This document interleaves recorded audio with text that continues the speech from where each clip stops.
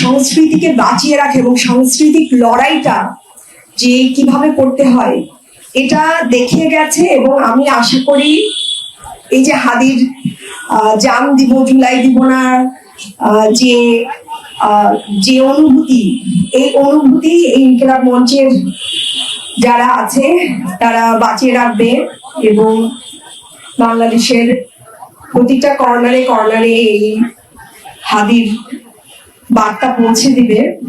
এবং আপনারা যারা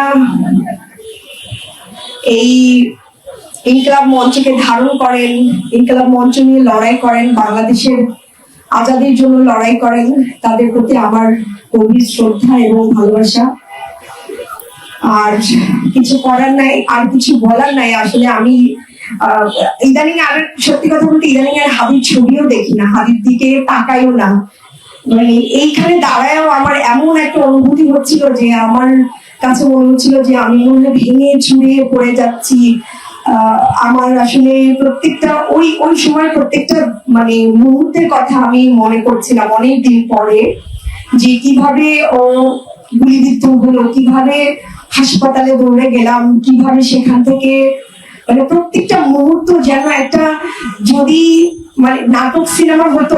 আমার মনে হয় পৃথিবীর কর্নারে কর্নারে ওই ওই অনুভূতিটা মনে হয় মানুষ মানে কিভাবে অনুভব করবে, ওইটা যে ছিল ওইটা সেই বুঝতে পারবে যে ওই জিনিস ওই দিনগুলো কেমন ছিল।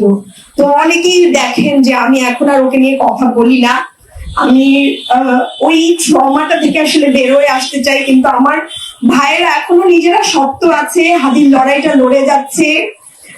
এর জন্য সবাইকে ধন্যবাদ। এবং আমি দোয়া করি, মন থেকে দোয়া করি, যারা এই লড়াইটা লড়ে যাচ্ছে আল্লাহ যেন তাদেরকে আরো অনেক বেশি শক্তি দেয়, সক্ষমতা দেয়, যেন তারা জুলাইকে কাউকে নিয়ে যেতে না দেয়।